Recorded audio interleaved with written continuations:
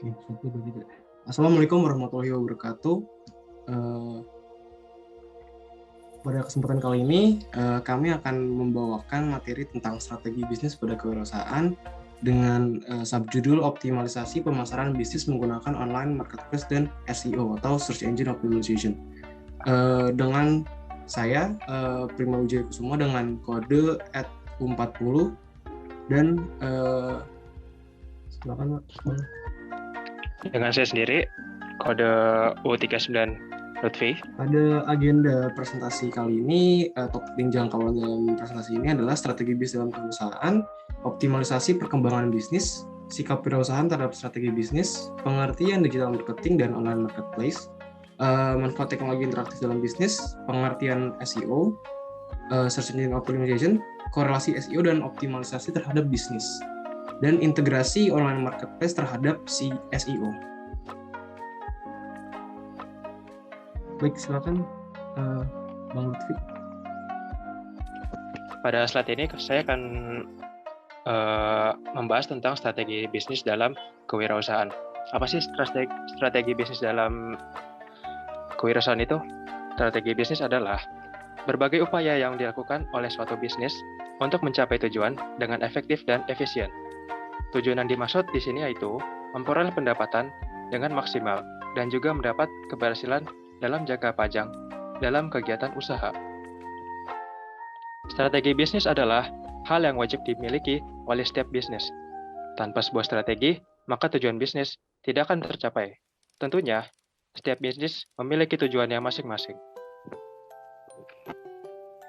Jadi tujuan dari strategi bisnis adalah mengembangkan atau memperluaskan bisnis dan usaha di bidang pemasaran dan pengembangan bisnis tersebut. Jadi yang tujuannya ini adalah untuk menggerakkan atau mencari kekurangan dan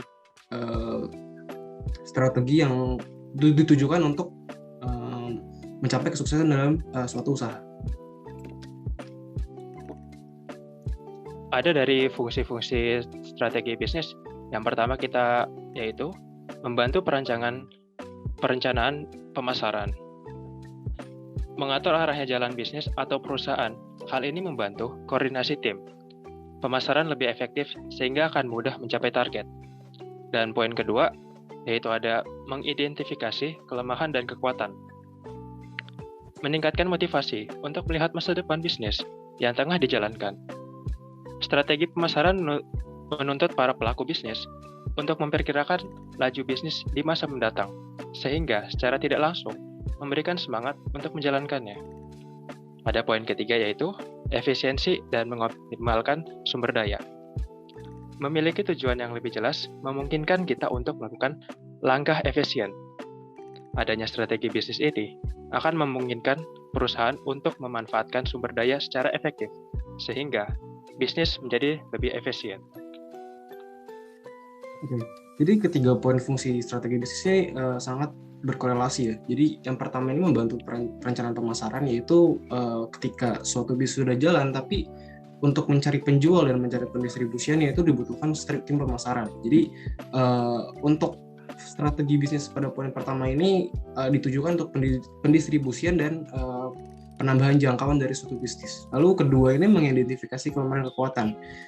Nah, poin di sini tuh setelah ada bisnis yang sudah jalan, jadi kita mengevaluasi dan membuat bisnis ini maju terus. Jadi apa kelemahan dan kekurangannya.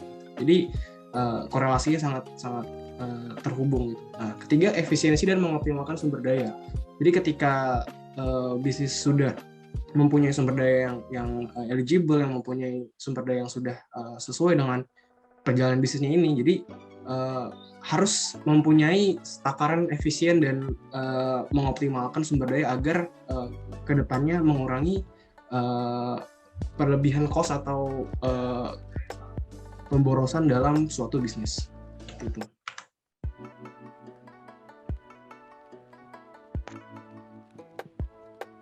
Baiklah, di slide ini saya akan menjelaskan sikap wirausahawan terhadap strategi bisnis. Mendirikan suatu usaha merupakan sebuah ide yang menggiurkan bagi sebagian orang. entah dengan skala kecil atau besar. Dalam membangun usaha, diperlukan strategi marketing yang tepat agar mengembangkan bisnis lebih optimal dan terus menghasilkan keuntungan.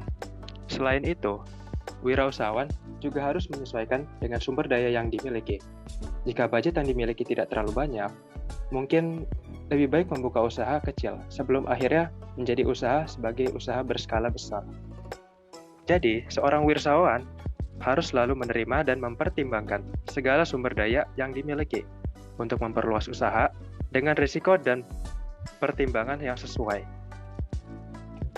Jadi sikap wirausahaan terhadap strategi bisnis ini adalah sikap yang sangat kredibel ya. Jadi ketika suatu wirausahaan mempunyai suatu bisnis atau usaha, suatu wirausahaan ini harus melek dan responsif terhadap perkembangan dan ide-ide yang muncul di dalam dunia gitu. Jadi apa yang tren yang harus dilakukan oleh suatu wirausahaan itu harus dikembangkan gitu. Jadi tidak hanya menetap dan pas dalam ide bisnis saja gitu.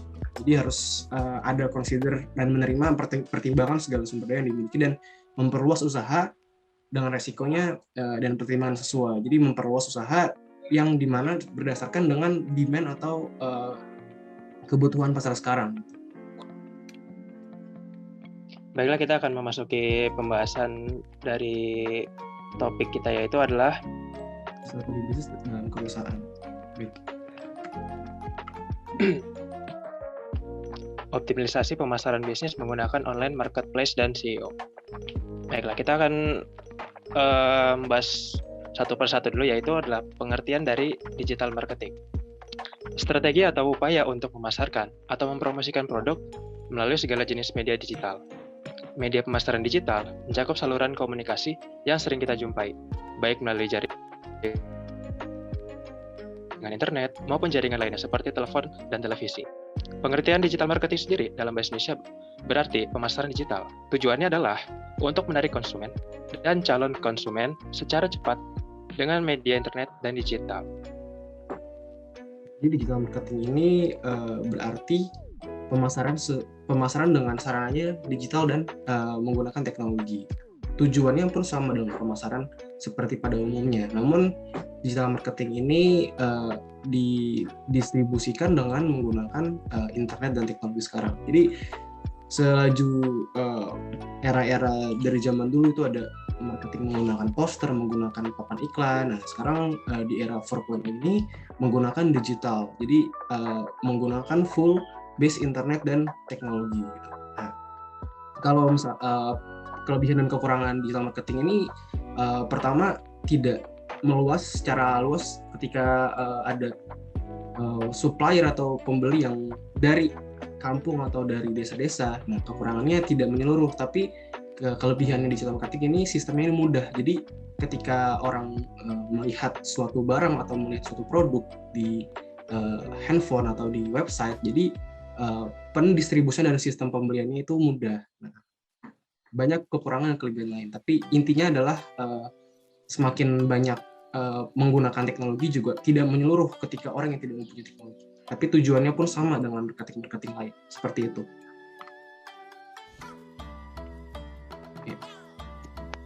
Baik, kita akan masuk ke pengertian dari online marketplace. Marketplace merupakan media penjualan bisnis berbasis internet atau web-based, tempat melakukan kegiatan bisnis dan transaksi antar pembeli dan penjual. Pada sistem belanja ini, sebuah website menyediakan lahan atau tempat bagi para penjual untuk menjualkan produk-produknya. Di website inilah ada katalog produk dari penjual yang berbeda. Ada juga beberapa penjual dari online shop. Setiap produk yang terdapat dalam website tersebut telah diberikan spesifikasi dan penjelasan kondisi produknya, sehingga pembeli dapat langsung mengklik tombol beli, kemudian melakukan transfer sejumlah harga yang tercantum. Pada sistem belanja ini, penjual tidak melakukan tanya jawab kepada pembeli, dan tidak ada diskon atau tawar-menawar seperti pada online shop. Jadi online marketplace ini didefinisikan sebagai mungkin lapak online, seperti banyak toko-toko yang menjual dalam suatu web, tapi tidak tidak ada kolom chat atau kolom tanya jawab seputar dengan produknya gitu. Nah, perbedaannya dengan e-commerce atau online shop adalah online shop ini di-maintain atau diurus sesuai perorangan. Namun kalau online marketplace itu ada pihak ketiga atau third party yang mengurus katalog-katalog ini dan mendistribusikan terhadap ke pembelinya gitu. Jadi fungsi dan kerja dari seller ini adalah memberikan katalog dan deskripsi dari produk-produk tersebut. Nah, nanti di online marketplace ini ada banyak sarananya. Jadi untuk mengoptimalisasi. Namun pada materi kami ini menggunakan SEO atau Search Engine Optimization. Nah, online marketplace sendiri itu berbasis dengan website. Jadi mempunyai korelasi terhadap optimalisasi di SEO dan lain-lainnya gitu. Nah, tujuan utamanya apa sih online marketplace itu? Jadi tujuannya adalah mewadahkan banyak-banyaknya toko-toko atau penjual yang sudah mempunyai online shop dan mempunyai katalog dan diintegrasikan terhadap websitenya gitu. Jadi semakin banyak orang yang memasukkan ke katalog website, nah traffic dan pencarian dari pembeli ke penjual itu akan semakin banyak dan demand-nya pun banyak gitu. Nah, intinya seperti itu. Ya, silakan.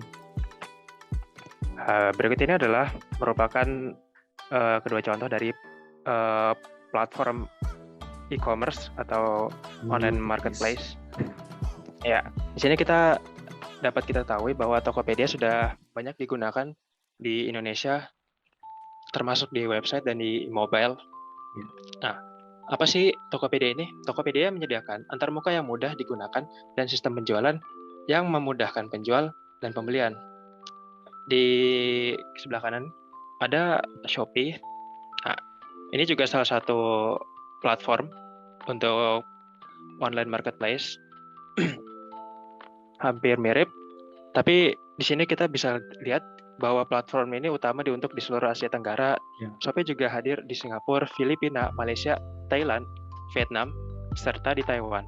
Kelebihannya adalah Rekber yang mempunyai sistem dan kemudahan akses. Jadi perbedaan dan persamaan dari kedua tersebut adalah platformnya sama. Jadi ada basis web dan basis mobile ya. Nah, Tokopedia sendiri pun itu masih lokal dan Indonesia. Jadi cakupannya pun masih Indonesia gitu. Nah, kelebihan dari Tokopedia adalah mungkin sekarang dia sudah integrasi dengan Gojek ya. Jadi dia bisa masuk ke GoPay dan lain-lainnya gitu. Nah, tapi pembayaran pun juga banyak gitu, melalui OVO dan ada sebagainya gitu. Nah, untuk antarmuka pun di Indonesia paling bagus tuh Tokopedia. Jadi memudahkan seller dan buyer itu untuk mencari apa yang diinginkan dan apa yang ingin dijual gitu. Nah, untuk Shopee sendiri ini pun juga sama konsepnya gitu. Nah, mempunyai antarmuka atau interface yang memudahkan sistem penjualan dan pembelian. Nah, perbedaannya pun kalau Shopee ini mungkin karena websitenya ini cakupannya luas ke Asia Tenggara, jadi antarmukanya pun mungkin sedikit advance dan mungkin sedikit sulit gitu. Jadi kebanyakan seller-seller lokal di Indonesia masih menggunakan Tokopedia. Nah, kelebihan dari Shopee adalah bisa kekoneksi ke produk luar, jadi bisa mengimpor ke produk-produk lain kayak Filipina, Singapura, dan Malaysia gitu. Nah, dan Rekber. Nah, Rekber ini rekening bersama. Jadi kalau di Shopee itu ada kayak seperti Shopee Pay, jadi bisa diubah uang menjadi Shopee Pay gitu. Seperti itu. Baiklah, kita akan memasuki pengertian dari SEO atau Search Engine Optimization. SEO atau Search Engine Optimization adalah proses meningkatkan kualitas dan kuantitas lalu lintas situs web ke situs web atau halaman web dari mesin pencari. SEO menargetkan lalu lintas yang tidak dibayar daripada lalu lintas langsung atau lalu lintas berbayar. Ya, jadi kalau SEO ini fungsinya atau tujuannya ini adalah mengoptimalisasi suatu produk atau toko yang sudah dicantumkan terhadap online marketplace, tapi tidak hanya online marketplace saja. Jadi mungkin bisa mempunyai website sendiri lalu dijual. Nah, tapi intinya adalah mengoptimalisasi pencarian dan traffic. Jadi traffic itu seller ketika seller mencari suatu barang atau produk, nah, seller akan mencari keyword atau yang paling banyak di review. Nah, gunanya SEO adalah mengoptimalisasi yang keyword atau pencarian yang sesuai dengan pencariannya. Contoh kalau misalkan mencari mainan anak gitu. Ketika mencari mainan anak ini apa yang paling relate, apa yang paling banyak yang dicari, apa yang paling banyak dibeli gitu. Nah, penggunaan SEO adalah seperti itu. Jadi ada integrasi dan ada sistem sendiri untuk mencantumkan SEO dan online marketplace. Nanti akan dijelaskan. Oke. Selanjutnya.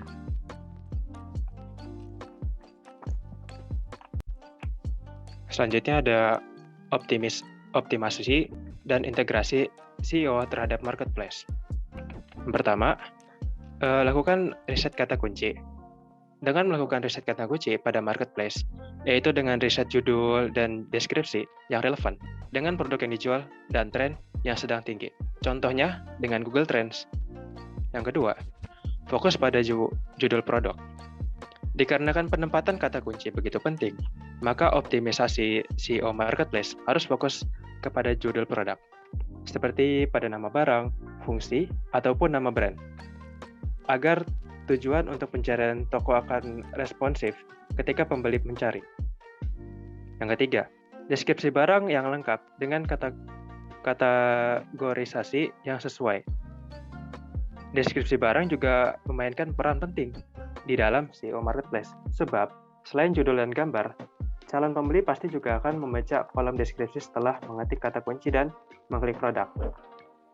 Google dan beberapa sistem pencarian di dalam platform marketplace telah mendukung suatu algoritma yaitu close variant dan juga synonym, sehingga penempatan kata kunci turunan yang menegaskan judul akan membantu produk dimunculkan di halaman pertama hasil pencarian. Ya, baik. Jadi poin penting dari SEO itu adalah pertama itu riset kata kunci. Nah, riset kata kunci ini adalah ketika paling banyak yang dicari. Nah, jadi misalkan untuk sekarang produk-produk yang paling banyak dicari di bulan Ramadan ini adalah kurma. Jadi banyak jenis-jenis kurma kayak kurma Holas, Sakari dan sebagainya. Jadi kalau misalkan supplier atau seller yang menjual kurma itu mencantumkan deskripsi dari jenis dari kurma tersebut gitu. Nah, jadi biar supaya pencarian pun juga optimal. Dan juga tidak hanya satu kata kunci, itu bisa bervariasi kata kunci. Jadi ketika banyak pembeli yang ingin mencari kata kunci tersebut akan relevan terhadap toko tersebut. Nah, untuk kedua, fokus pada judul produk. Nah, judul produk ini yang sangat penting dalam penjualan produk. Nah, untuk judul produk ini mungkin ada sedikit berbeda dari produk-produk lain. Contoh kalau misalkan penjualan kurma seperti kurma dari Mesir atau kurma dari Turki dan sebagainya. Jadi ada perbedaan dari seller-seller lain yang menjadikan ini pembeda atau ciri khas dari suatu produk. Nah, namun balik lagi gitu. Jadi intinya itu memudahkan pencarian itu optimal. Jadi traffic pun banyak dan memungkinkan penjualan dan pembelian terjadi gitu. Nah, ketiga, deskripsi barang yang lengkap dan kategorisasi yang sesuai. Nah, jadi yang tadi saya bilang ketika orang menjual suatu produk dengan variasi dan tujuan tertentu, nah harus dengan judul dan gambar yang sesuai gitu. Di era sekarang mungkin sudah banyak yang website yang reaktif, maksudnya sudah mempunyai engine sendiri. Jadi ketika seperti kayak Google Lens gitu, ketika orang mencari foto dari kurma atau foto dari sesuatu barang, baju, itu akan sesuai dengan relate dengan apa yang dicari. Itu fungsi dari SEO tersebut itu. Nah, jadi ketika orang penjual atau wirausaha yang ingin memasukkan produk dalam online marketplace itu harus diperhatikan gambar dan judulnya gitu. Intinya seperti itu. Nah, Google ada marketplace yang mendukung suatu algoritma yaitu close variant dan juga sinonim. Nah, close variant itu adalah ketika suatu produk itu sesuai atau relate terhadap produk lain. Nah, produk yang sesama tapi berbeda toko. Nah, itu dia akan mencari produk yang sama tersebut dengan engine yang sudah ada dengan Google. Nah, seperti itu. Baiklah, saya akan menjelaskan sedikit tentang poin-poin kenapa SEO penting. Nah, di poin pertama kita dapat kita tahu bahwa pertama ada penjualan melalui internet. Nah, di era seperti Mas Prima bilang, yaitu era 4.0, semakin banyaknya platform penyedia layanan penjualan atau platform e-commerce yang memudahkan para toko-toko menjualkan barang dagangannya melalui internet. Dan yang ada poin kedua yaitu adalah layanan iklan tidak berbayar. Seperti yang kita ketahui bahwa kita kalau ingin mengiklankan suatu barang pada media iklan TV atau brosur, pasti membutuhkan biaya lebih untuk mengiklankan suatu barang. Nah, tapi di sini untuk SEO sendiri itu tidak seperti itu, maka disebut layanan iklan tidak berbayar. Di poin ketiga yaitu ada mengikuti perkembangan zaman.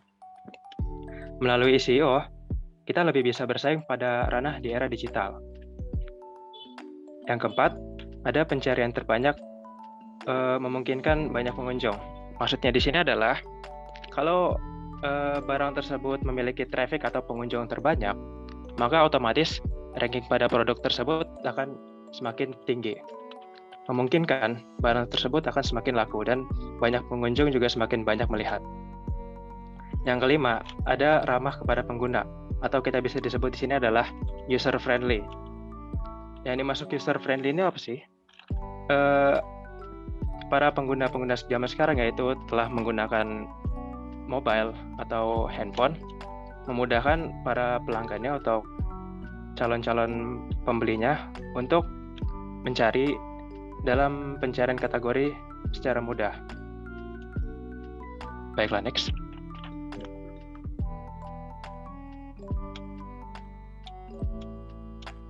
Nah, kita bisa lihat di sini adalah SWOT analysis atau strength, weakness, opportunity, dan threat.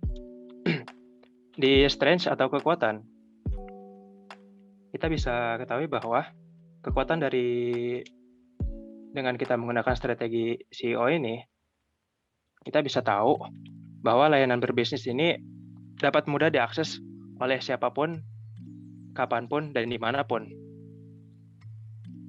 Lalu yang kedua ada weakness, karena pada dasarnya ketika kita sedang berjualan, membuka atau toko-toko baru, kita bisa tahu bahwa membutuhkan waktu yang panjang untuk para pembeli melihat barang-barang tersebut. Atau kita harus ketahui traffic di situ sudah di langkah paling tinggi atau tidak. Yang ketiga ada opportunity atau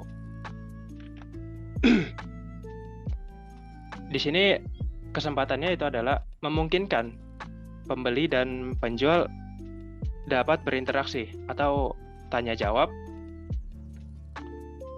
Dan yang terakhir adalah trade. Dengan banyaknya e-commerce dan penjualan iklan tanpa bayar, memungkinkan banyaknya kompetitor yang menjualkan barang dagangannya dengan nilai jual yang lebih menarik. Oke, next. Nah, di sini tujuannya apa sih dengan adanya SEO? Pertama ada di navigasi. Maksudnya navigasi di sini adalah seperti yang tadi dibilang bahwa memudahkan dalam pencarian barang-barang.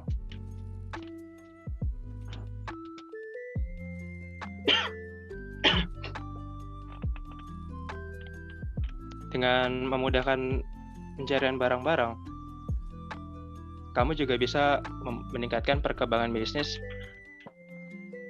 dalam SEO. Yang kedua ada brand awareness, yaitu dapat membuat nilai jual suatu barang meningkat. Yang ketiga ada tren, yaitu dapat mengikuti perkembangan zaman di era digital. Yang ketiga ada traffic.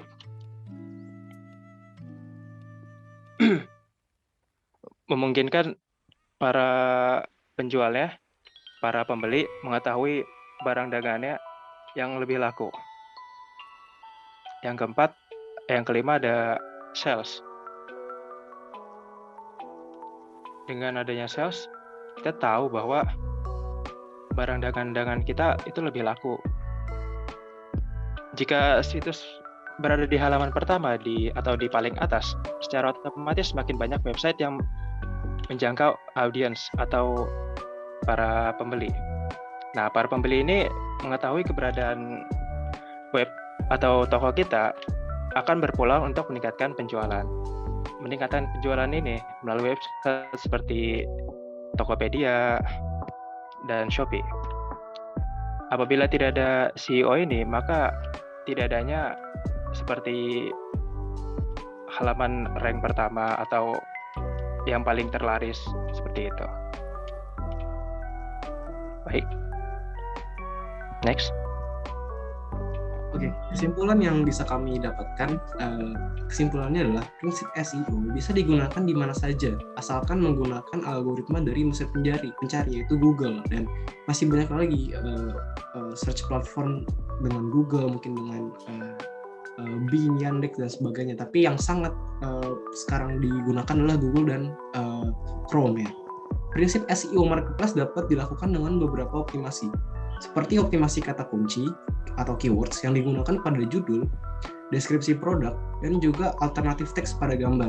Yang dimaksudkan alternatif teks ini adalah deskripsi yang ada dalam gambar. Jadi kayak misalkan produknya ini dari apa dan mereknya apa, labelnya apa. Jadi untuk meningkatkan label. Nah, SEO marketplace merupakan sarana strategi bisnis untuk meningkatkan traffic atau jangkauan suatu usaha dengan optimalisasi teknologi. Nah, jadi korelasi dari strategi bisnis dengan SEO dan marketplace ini adalah tujuannya adalah meningkatkan traffic atau pemasaran gitu. Jadi ketika penjualan berkurang atau tidak ada penjualan, nah, tujuan dari SEO marketplace ini adalah meningkatkan dan menambah penjualan. Nah, dengan optimasi teknologi. Nah, itu saja dari saya, Prima Wijaya Kusuma, kode @40prima, dan Lutfi dengan kode U39 Lutfi. Ya. Terima kasih. Ya, itu saja dari kami tentang materi strategi bisnis dalam perusahaan, optimalisasi SEO marketplace. Nah, mohon maaf jika ada kekurangan kata dan salah menyebut. Nah, kurangnya mohon maaf. Wassalamualaikum warahmatullahi wabarakatuh. Waalaikumsalam. Coba saya